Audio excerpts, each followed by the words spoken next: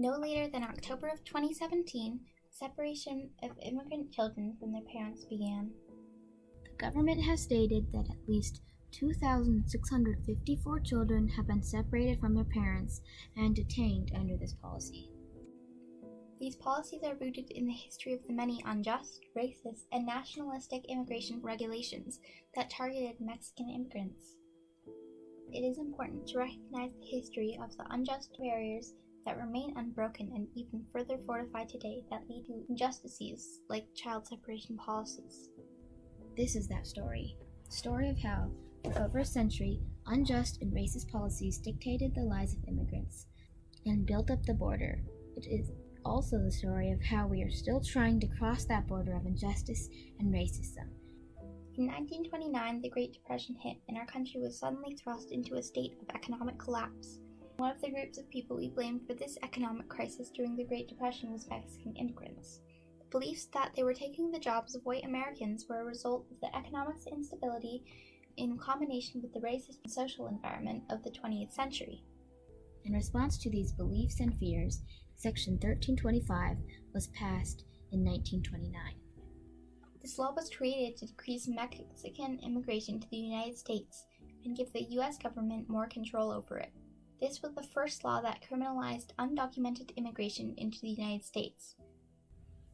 Any alien who enters or attempts to enter the United States at any time or place other than as designated by an immigration officers shall be fined or imprisoned.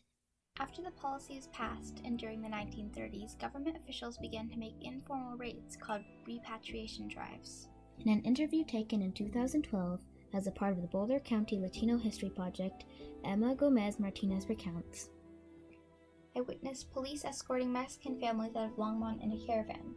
Police would stop occasionally and grab any Mexican-looking individual and throw them onto one of the trucks if they lacked identification. Later in life, when I recalled that incident, I realized the police weren't distinguishing between citizen and non-citizen. If you are Mexican, you were gone." The police and government officials who are meant to enforce the law and protect citizens were deporting them. Even after people had made it past the strict immigration policies, they still were deported regardless of citizenship. Hospitals would deport their patients even if they had life-threatening conditions to Mexico or refused to give them medical assistance. In the end, a total of up to 1.8 million people were deported as a result of these mass deportations. This continued until World War II, which left the United States with many labor shortages due to the number of men drafted, injured, or killed during the war. To fill this labor shortage, the Bracero Program was put into place in 1942, which allowed Mexicans to migrate into the U.S. as farm laborers. During the time of the program, after World War II, ended, many who argued against it, and Mexican immigrants as a whole, did so not because of the morality of the Bracero Program. Instead, it was because they wanted to blame economic problems on the Mexican immigrants. This view, held by many at the time, is illustrated by this letter to a Dallas newspaper from Ed Idar Jr., the state chairman of the American GI Forum of Texas in 1951.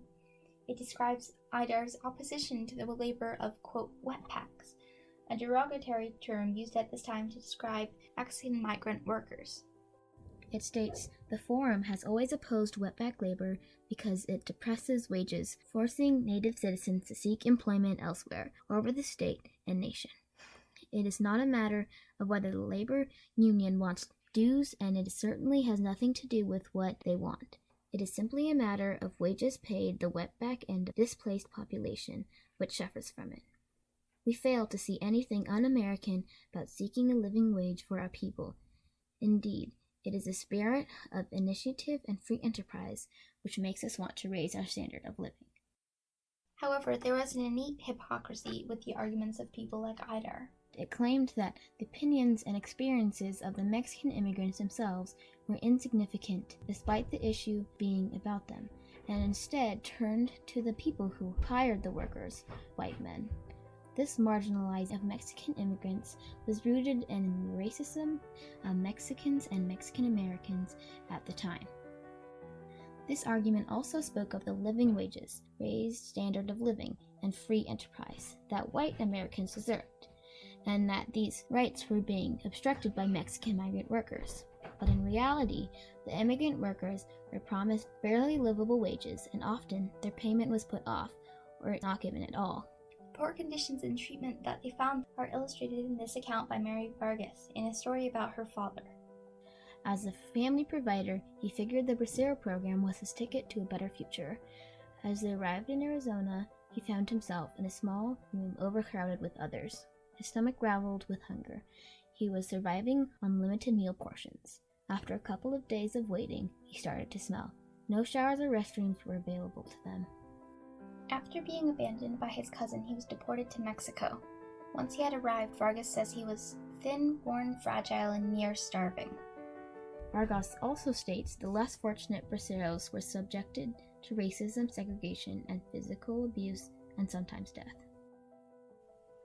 The conditions described were faced by almost all Braceros. The lack of money and the necessities like food and showers stripped the Mexican workers of their dignity. Although the program allowed Braceros to earn some money in the U.S.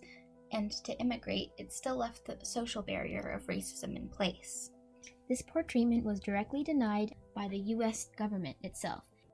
An argument against the Bracero Program that gave voice to these injustices, a televised news report called Strangers in Our Fields, is summarized by the Bureau of Employment Security. That the Mexican Constitution, specifically certain inalienable rights such as the right of the worker to participate directly in the determination of minimum wages. The rebuttal to this argument given by the Bureau states, quote, rights guaranteed by the Mexican Constitution are not applicable in the United States except as provided by the agreement. The human rights of Mexican citizens have been violated. However, rather than trying to deny this fact at all, the Bureau acknowledges it and states that the human rights of Mexican workers were not applicable. Another argument rebutted by the Bureau was that of the horrible conditions described by Braceros like Mary Vargas' father. The Bureau stated the only logical conclusion which can be drawn from the statements quoted by the author is that they showed a common pattern of alleged violation. It is our experience, moreover, that the kind of vague, generalized statements used by Dr. Galarza to support his conclusion will not bear up under investigation. This rebuttal states alleged violation, as if these experiences and arguments are false. But, as Mary Vargas explains, her father's treatment was horrible, yet the government ignored the people who were being treated that way, instead calling their very real dehumanizing experiences simply alleged.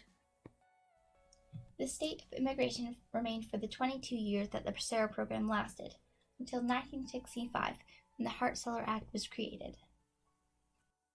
No person shall receive any preference or priority or be discriminated against the issuance of immigrant visa because of his race, sex, nationality, place of birth, or place of residence. Due to the national origins formula, only white Europeans could immigrate, while Asians, Mexicans, and many other people who were not white were unable to immigrate or had stricter limits on immigration from their country. But the Hart Celler Act aimed to change that, abolishing the national origins formula. Additionally, more recently, President Obama created the DACA program, or Deferred Action for Childhood Arrivals, in 2012. It protected young children or even young adults from being deported or even prosecuted. The Hart Celler Act and DACA program started to change the tides of immigration. But this barrier of unjust regulation is still unbroken and is even being further strengthened. On March 5th, 2018, the DACA program ended, and since then, the government is no longer accepting any more applicants for the program. Trump's campaign to limit Mexican immigration to the United States has separated immigrant families and built a barrier. The Trump administration attempted to justify the child separation policy with Section 1325. We do need to regulate immigration in some ways, but it isn't right to create strict regulations based on race that strip immigrants of their human rights. The innumerable laws, acts, and programs that have been passed throughout the history of the United States dictated whether someone should be allowed to live out the American dream. But if we become educated on the subject and its history, perhaps we can be the next people to break this barrier and cross this border. I am looking forward to the point where we can bring equality and justice to our borders and treat people like people and give everyone a chance to live out the American dream.